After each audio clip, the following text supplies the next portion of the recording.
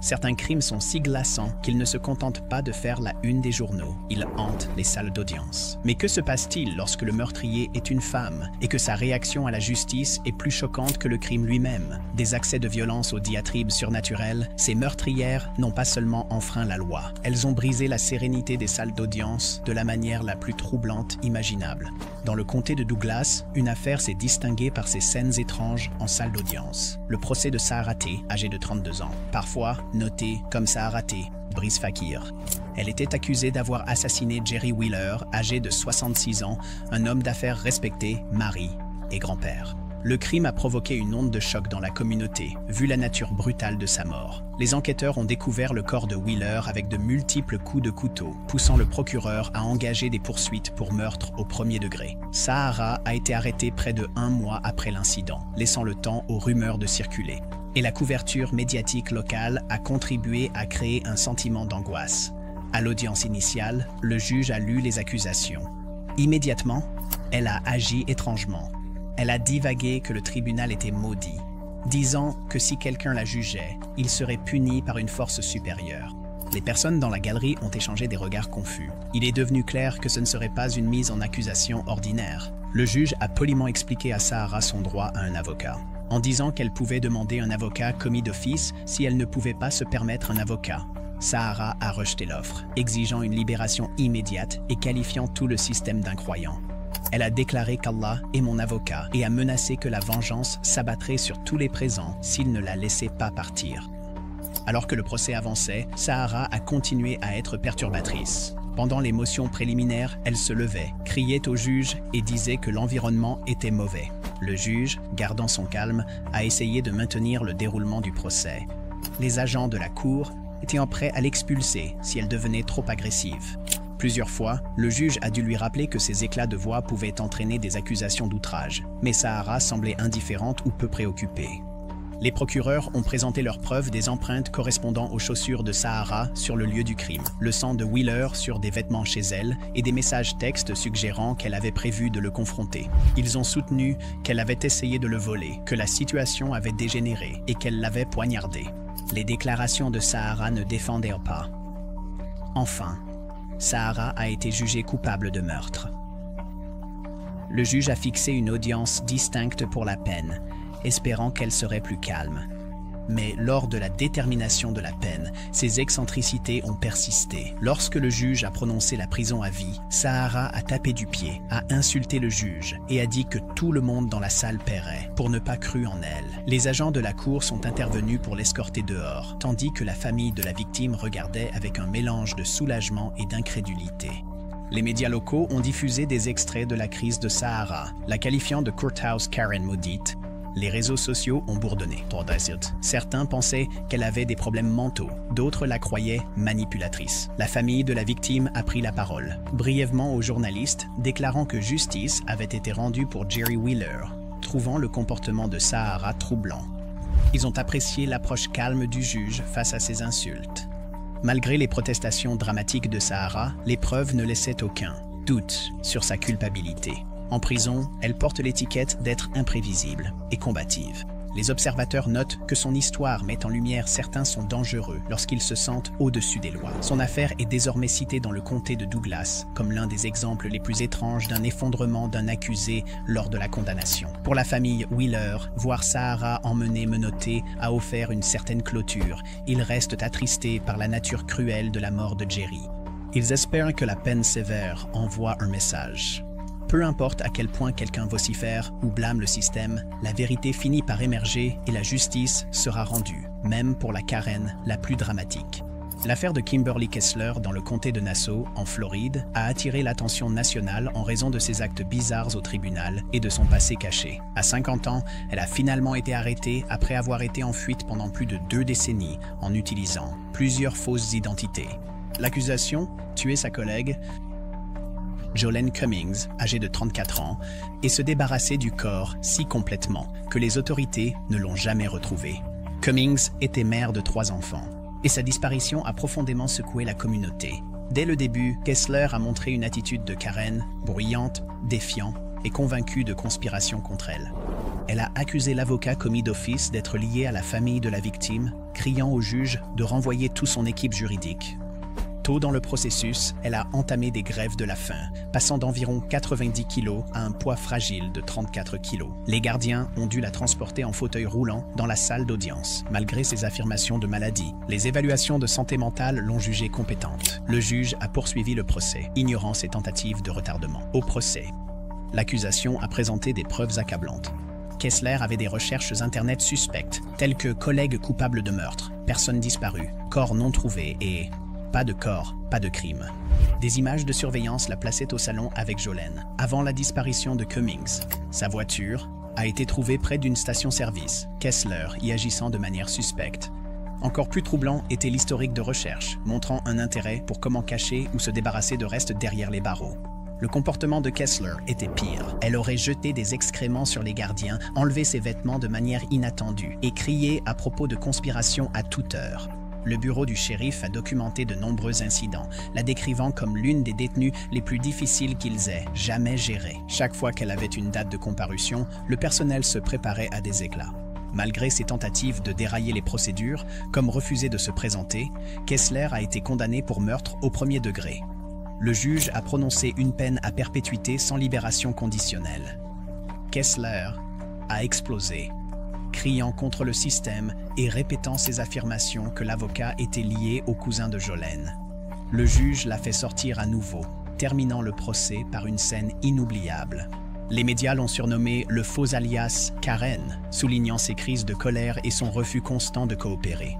La famille de Jolene a exprimé son soulagement, mais aussi sa tristesse que son corps n'ait jamais été retrouvé. Ils ont dit qu'ils auraient préféré une confession pour pouvoir enterrer Jolene correctement. Le jugement final du tribunal a offert une certaine clôture, alors que Kessler perdait toute chance de liberté. Les spectateurs qui ont vu des extraits du procès ont qualifié l'effondrement de Kessler de terrifiant, mais étrangement semblable à Karen, comme si elle croyait que le tribunal devait simplement croire ses accusations folles. Certains psychologues soupçonnaient des troubles sévères, tandis que d'autres voyaient un côté manipulateur essayant de simuler l'incompétence. En fin de compte, Kimberly Kessler reste dans une prison de Floride, purgeant sa peine à perpétuité. Les rapports indiquent qu'elle a toujours des problèmes disciplinaires, continuant un schéma de violence envers le personnel. Pour la communauté, son histoire reste un rappel que parfois une personne vraiment dangereuse peut se cacher sous de nombreux noms, jusqu'à ce que leur rage et leur sentiment de droit refassent surface dans un acte de violence irréversible. Les autorités de Detroit ont découvert l'un des cas de maltraitance d'enfants les plus horrifiants. En 2015, lorsqu'ils ont expulsé Michelle Blair de son appartement et découvert les corps de 2 de ses enfants dans un congélateur, maman Blair a affirmé les avoir tués intentionnellement sans montrer de regret. Toute la ville a été horrifiée par cette cruauté et les médias locaux l'ont décrit comme l'un des crimes les plus perturbants depuis des décennies. Une expulsion typique est rapidement devenue une scène de crime. Une équipe de déménagement du bureau du shérif local a ouvert un congélateur blanc s'attendant à jeter des déchets. Au lieu de cela, ils ont trouvé les restes enveloppés d'un petit enfant. Quelques instants plus tard, ils ont remarqué autre chose. Un deuxième corps également congelé. Stupéfaits, ils ont appelé des renforts. La police est arrivée et arrêté Blair, qui a immédiatement confessé. Lors des audiences au tribunal, Blair a admis qu'elle avait tué sa fille de 13 ans, Stoney, et son fils de 9 ans, Stephen. Elle a affirmé qu'ils avaient abusé de son plus jeune enfant, sans preuve. Son calme était glaçant. Elle a dit au juge « Je les tuerai si nécessaire ». Toute la salle d'audience est restée silencieuse. Blair a décrit comment elle a affamé, battu et finalement ôté la vie des enfants, puis les a stockés dans le congélateur. Elle a dit qu'ils étaient des démons.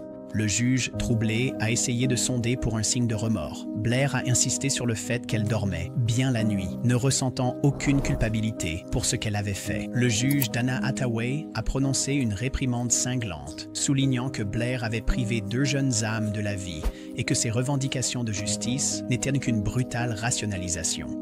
Finalement, le tribunal a condamné Blair à la prison à vie sans libération conditionnelle. Blair a peu réagi, croisé les bras, hoché la tête et réaffirmé qu'elle n'avait aucun regret. Les habitants de Détroit, dont beaucoup ont suivi l'histoire de près, étaient horrifiés aux détails intimes qui ont émergé.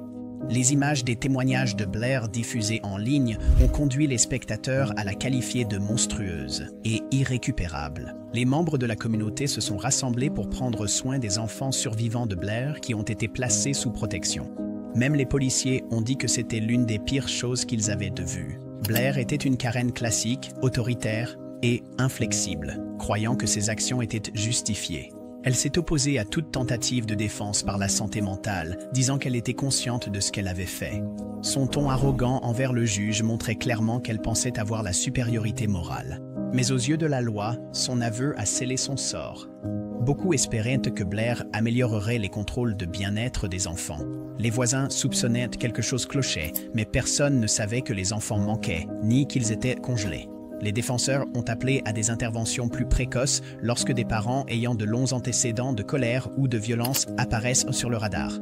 Blair affirme qu'elle referait tout. Elle ne sera jamais libre. Le chagrin de cette affaire persiste dans la mémoire de Detroit, rappelant à tous combien il est vital de protéger les enfants innocents, surtout lorsque des signes avant-coureurs sont présents. L'effondrement de Michelle Blair au tribunal, sans aucun remords, se dresse comme un exemple frappant du côté le plus sombre de l'attitude de droit à la Karen, où elle croyait que sa logique tordue excusait l'impensable. En 2015, les autorités du Colorado ont été confrontées à une affaire horrifiante qui a fait la une des journaux nationaux. Dana Lane, âgée de 35 ans, était si désespérée de prouver qu'elle était enceinte qu'elle a violemment attaqué une inconnue enceinte, lui arrachant l'enfant à naître. Ce crime révoltant a commencé lorsque Lane, qui avait simulé une grossesse entière, a posté une annonce sur Craigslist cherchant des vêtements pour bébé. Une femme enceinte nommée Michelle Wilkins a répondu, ne se doutant jamais du danger qui l'attendait. Michelle, qui était enceinte de 7 mois, s'est rendue chez Lane pour discuter des articles qu'elle croyait être à vendre. Après une brève conversation, Lane l'a soudainement attaquée, la poignardant et l'étranglant. Dans un acte macabre, Lane a utilisé un couteau de cuisine pour couper l'abdomen de Michelle et retirer le fœtus. Michelle a perdu connaissance et Lane s'est enfui avec le bébé à naître, prétendant qu'il s'agissait de sa fausse couche. La police a trouvé Michelle dans un état critique, mais encore en vie. Lors du procès de Lane, l'accusation a exposé les détails monstrueux. Ils ont expliqué que Lane avait dit à ses amis et à sa famille qu'elle était enceinte depuis des mois, organisant une baby shower et montrant même des échographies. Elle a falsifié. La pression de devoir produire un bébé l'a poussée à commettre un crime inimaginable. Wilkins a témoigné du moment où elle a réalisé que Lane l'attaquait. Luttant pour respirer et perdant du sang, elle a réussi à appeler le 911. Son appel déchirant a été diffusé au tribunal, laissant beaucoup en larmes. Lane a été accusée de tentative de meurtre. Interruption illégale d'une grossesse, une agression. Les caméras l'ont capturée assise à la table de la défense, semblant tendue et parfois en larmes. Elle a admis avoir découpé le bébé, mais a affirmé qu'elle n'avait pas l'intention de tuer Michelle. Le juge, visiblement perturbé, a condamné les actions de Lane, déclarant qu'elle montrait un mépris choquant pour la vie humaine. Il l'a condamnée à un total de 100 ans de prison. Lane a fondu en larmes, bien que de nombreux observateurs aient estimé que c'était plus du désespoir pour son sort que du remords pour ce qu'elle avait fait. Michelle Wilkins s'est adressée au tribunal, décrivant la terreur et la douleur qu'elle a endurée. Elle a insisté qu'aucune peine ne peut effacer les cicatrices émotionnelles. Pourtant, elle a exprimé un désir de pardonner, disant qu'elle ne laisserait pas la haine la définir. Wilkins a expliqué que son enfant avait été pris de la pire façon et que la punition de Lane devait refléter le préjudice extrême causé. La communauté locale a suivi chaque rebondissement, beaucoup qualifiant Lane de Karen dérangée, qui croyait pouvoir mentir pour devenir mère. Pour une législation plus stricte contre les crimes impliquant des bébés à naître. Selon la loi du Colorado, Lane ne pouvait pas être accusée de meurtre du fœtus, déclenchant un débat sur les lois sur l'homicide fœtal. Lane est incarcérée dans une prison du Colorado, purgeant une peine de réclusion à perpétuité. Elle accorde rarement des interviews et les responsables rapportent qu'elle reste à l'écart. Depuis, Michelle Wilkins est devenue une défenseur de la sensibilisation à la violence prénatale, prenant la parole lors d'événements publics. À propos de son expérience, elle souligne l'importance de la prudence lorsqu'on répond à des annonces en ligne, rappelant aux gens que derrière une façade amicale, il peut y avoir quelqu'un capable d'une brutalité effroyable. Peu importe comment Lane a essayé de tourner la situation, son effondrement au tribunal a montré. Une femme qui a réalisé que son plan délirant avait détruit 2 vies, le bébé à naître de Michelle et toute liberté que Lane aurait pu espérer. En fin de compte, son sentiment d'éligibilité à la Karen l'a poussé à commettre un crime qui la garderait derrière les barreaux pendant des décennies. Dans une affaire de 2022 qui a choqué le Minnesota, Julissa Thaler, âgée de 29 ans, a tué son fils de 6 ans, Eli. Malgré les avertissements de protection de l'enfance et du père du garçon, Thaler a obtenu la garde juste avant le meurtre. Lorsque le corps d'Ellie a été retrouvé dans le coffre de la voiture de Thaler, criblé, les spectateurs sont restés sans voix. Cela a souligné l'échec du système à protéger un enfant en danger. Le père, Tory Hart, avait exprimé des inquiétudes sur l'instabilité de Thaler, ses problèmes de santé mentale. Cependant, le tribunal a décidé de réunir la mère et l'enfant, invoquant des tentatives de préservation de la famille. Bientôt, un policier a arrêté Thaler en raison d'un pare-brise arrière brisé et a trouvé du sang à l'intérieur de la voiture. Peu après, ils ont découvert le corps d'Ellie dans le coffre, apparemment abattu à plusieurs reprises. Lors du procès dans le comté de Hennepin, Thaler a montré une série de comportements troublants. Elle a clamé son innocence en criant des obscénités au juge. Des spectateurs l'ont surnommée Karen pour son attitude bruyante et arrogante, agissant comme si le système lui devait clémence, malgré des preuves accablantes. L'accusation a présenté des rapports balistiques reliant l'arme au domicile de Thaler, ainsi que des relevés téléphoniques montrant qu'elle cherchait des moyens de se débarrasser d'enfants non désirés. Sa défense a tenté de plaider l'instabilité mentale, en soulignant les déclarations bizarres que Thaler a faites à propos de voix dans sa tête.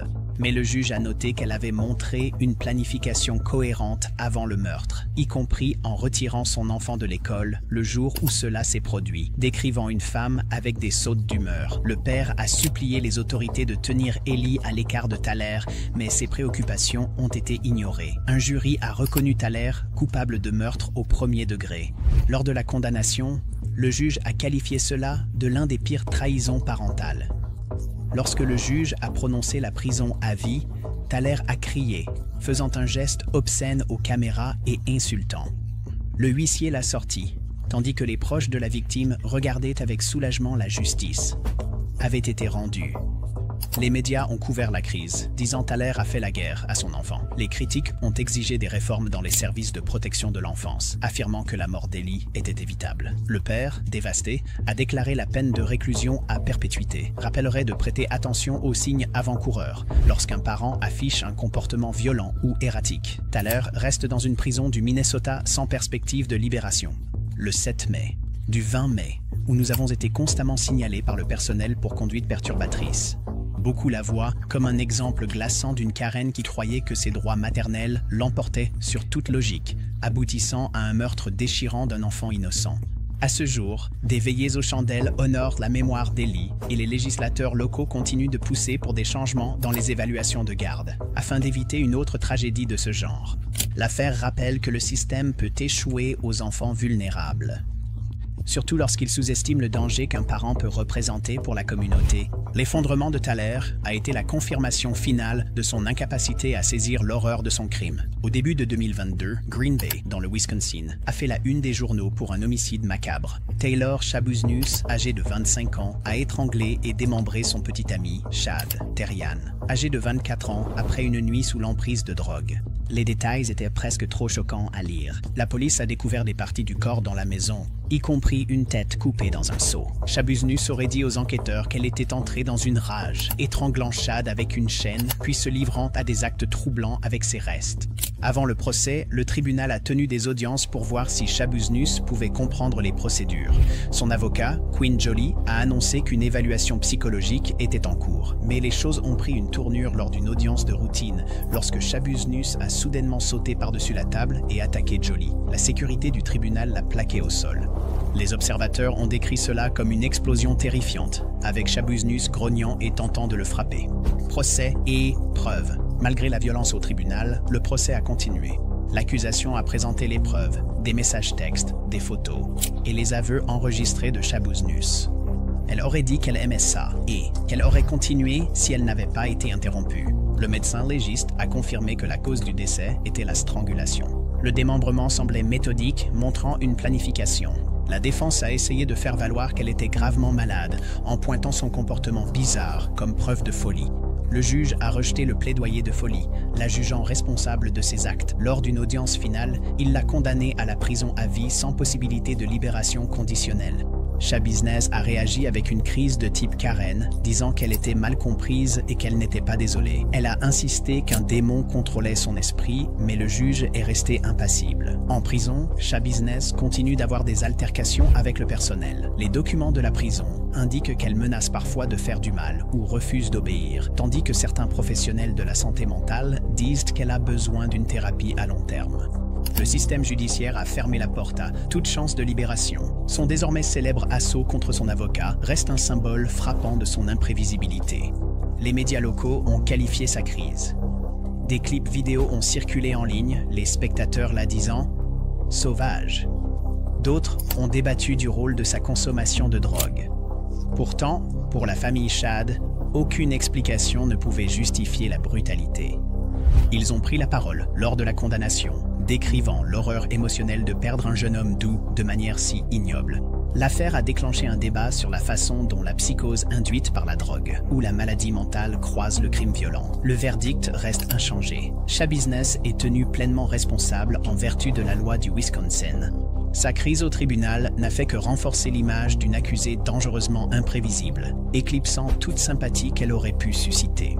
Pour beaucoup, cette histoire souligne les extrêmes les plus sombres d'un complexe de flic Karen, un point de vue égocentrique qui devient mortel lorsqu'il est combiné avec l'abus de substances et une possible instabilité mentale. À la mi-2022, Cleveland, Ohio, a été témoin d'une affaire tragique de négligence envers un enfant. Crystal Candelario, âgée de 29 ans, a laissé sa fille de 16 mois, Jelia, seule dans un appartement pendant 10 jours. Elle est partie en vacances à Porto Rico, puis à Détroit. Pendant ce temps, les voisins de son immeuble ont entendu des pleurs pendant des jours, suivis par un silence mystérieux. Lorsque quelqu'un a alerté la police, il était trop tard. La petite Jalea a été retrouvée décédée, gravement déshydratée et en sous-poids. Un jour après la découverte du corps, les détectives ont retrouvé Candelario, qui était revenue à Cleveland. Elle a montré peu de préoccupation, disant apparemment aux officiers qu'elle avait juste besoin d'une pause. Les procureurs accusés de meurtre aggravé et mis en danger d'enfants. Lors de la comparution, les caméras ont capturé son expression vide. Le juge lisait les charges. Les journalistes locaux l'ont décrite comme une indifférence de type Karen. Elle ne comprenait pas la gravité de ce qu'elle avait fait. Les images de la caméra de sonnette d'un voisin sont devenues des preuves clés. Elles révélaient les cris frénétiques du bébé à des heures bizarres. Finissant par s'arrêter, les procureurs ont diffusé l'audio au tribunal, provoquant des exclamations dans la salle. L'autopsie de Jalaya a montré qu'elle était laissée. Le juge a exprimé son indignation. « Vous avez abandonné votre bébé pour mourir? C'est la fin, la trahison ultime de la maternité. » La défense de Candelario a tenté de faire valoir qu'elle était déprimée et dépassée, manquant de ressources familiales. Son avocat a affirmé qu'elle avait l'intention de partir seulement pour quelques jours, mais qu'elle avait prolongé son voyage. Candelario a pris la parole lors de la condamnation, sanglotant en demandant pardon au public et à l'esprit de sa fille. « Je suis désolée, je t'ai laissé tomber », pleura-t-elle, mais beaucoup doutaient de sa sincérité, y voyant une tentative de réduire sa peine. Le juge a condamné Candelario à la prison à vie sans libération conditionnelle. « Je ne peux imaginer acte plus cruel que laisser un tout petit souffrir seul. » Finalement, Candelario s'effondrait en larmes, que certains pensaient pour elle-même, pas pour son enfant. La famille du père a exprimé une profonde tristesse, qualifiant la punition d'appropriée mais insuffisante pour ramener Jalaya. Les médias ont interviewé des voisins en colère qui ont entendu les pleurs, mais n'ont jamais imaginé que la mère avait disparu si longtemps. Certains se sentaient coupables de n'être intervenus tôt. Les groupes de défense ont utilisé ce cas pour montrer pourquoi les communautés doivent surveiller les enfants. Les médias ont dépeint Candelario comme une Karen qui voyait le bien-être de son propre enfant moins qu'un voyage perso. À Cleveland, Jalaya marque ceux qui se demandent comment une mère a pu être si égocentrique. La tragédie a incité les associations locales à sensibiliser sur la santé mentale post-partum et le stress des parents célibataires. Candelario a insisté qu'elle n'avait pas voulu faire de mal, mais le résultat était clair. Sa crise de larmes au tribunal, suppliant pour la clémence après que les preuves étaient indéniables, montrait un égoïsme. Aucune quantité de larmes n'a changé le fait qu'elle a laissé un tout petit sans défense mourir. Et pour cela, elle passera le reste de sa vie derrière les barreaux. Ces Karen ont poussé le sentiment de droit et la cruauté à des extrêmes et ont payé le prix derrière les barreaux. Leurs éclats de colère au tribunal, de diatribes sauvages à des attaques violentes, montrent comment le désespoir et un sens déformé de l'importance personnelle se heurtent. Chaque cas rappelle que la justice finit par rattraper, peu importe à quel point l'effondrement du défendeur est bruyant ou scandaleux.